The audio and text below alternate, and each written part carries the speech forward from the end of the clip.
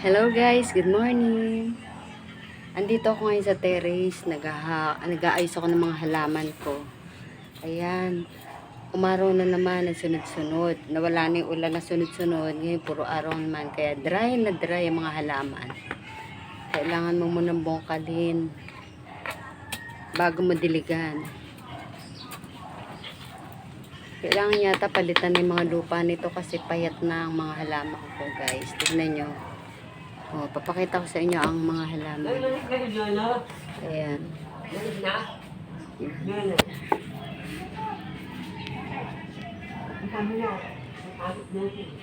Mga namayat na siya. Sa baba marami pa. Mga namayat na yung aking mga halaman. Kumusta ang inyong umaga? Ang kay ganda. Dilig-dilig muna tayo guys ng ating mga halaman. Dapat kagabi magla-live ako kaso inantok na ako. Hindi ko kasi alam kung ano yung content ko. Hindi ka na malaman. Araw-araw obligado ka na mag-content kasi pag hindi ka nag-content wala ka rin sasahurin kay Facebook. Sayang naman yung opportunity na kumita, diba guys? Nalilibang kasi sa mga pinanonood ko mga videos. Kaya yung pagko-content ko, yung pag-i-edit ko ng mga videos ko, napapabayaan ko kanonood. Napanood nyo ba yung mga na-demonetize? Kawawa naman sila guys, diba? Yung mga magagaling na content creator. Hindi lang naman yung magagaling na content creator yung na-demonetize, pati yung mga kagaya natin na nag-uumpisa pa lang, yung mga maliliit pa yung account. Tapos umpisa pa lang sila sa sweldo pero na-demonetize na kasi maraming mga pagkukulang o maraming mga pagkakamali silang nagawa.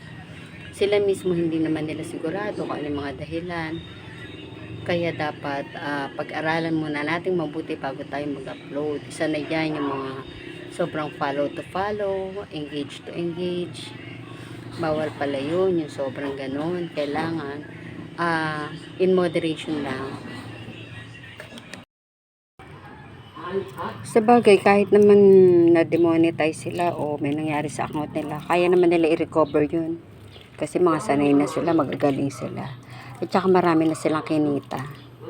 Huwag na natin problemahin yan. Ang problemahin natin yun sa atin. Kung paano natin aalagaan yung mga account natin. Diba guys? Sayang naman yung mga pinaghirapan natin. Kung mauuwi lang sa wala. Diba?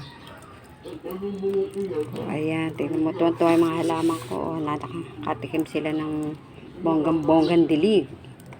Ito, ayan, binigay lang sa akin yung pinakananay niyan, yung mother plant niyan, binigay lang.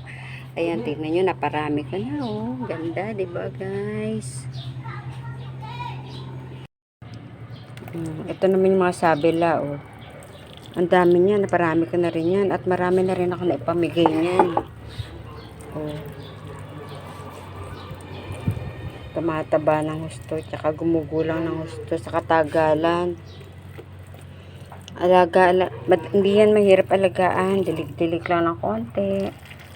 Tapos tatanggalin mo lang yung mga tuyong hindi ako naglalagay ng fertilizer. Ganyan lang, dilig lang. Gusto ko lang meron ako nakikitang halaman sa paligid ko. Ayan, ito puro mga bigay lang yan. Bihira lang akong bumili.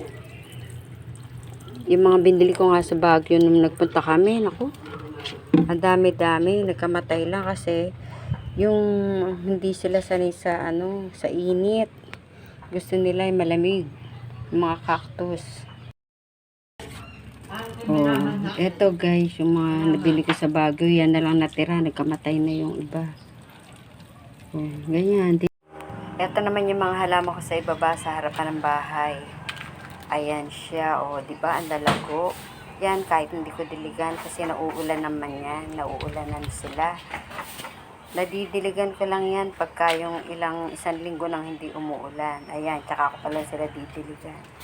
Pero hanggat umuulan, hindi ko na yan sila iniintindi. Tinatanggal ako lang ng mga tuyong dahon. Ito pa yung iba na nasa harapan. Ayan, pagka summer, tuyot na tuyot yan. Kailangan dilig ka ng dilig kasi bantad na bantad sila sa araw. Ayan siya, Kailangan sipagan mo pagdidilig yan. Pagka naman umuulan, hindi rin sila nauulanan. Kailangan mo rin diligan kasi natatakpan sila ng bubong. Tiyaga-tiyagaan lang din. Ayan lang guys. Salamat sa panonood nyo. Sana nag-enjoy kayo. Kahit na pangit yung mga halaman ko.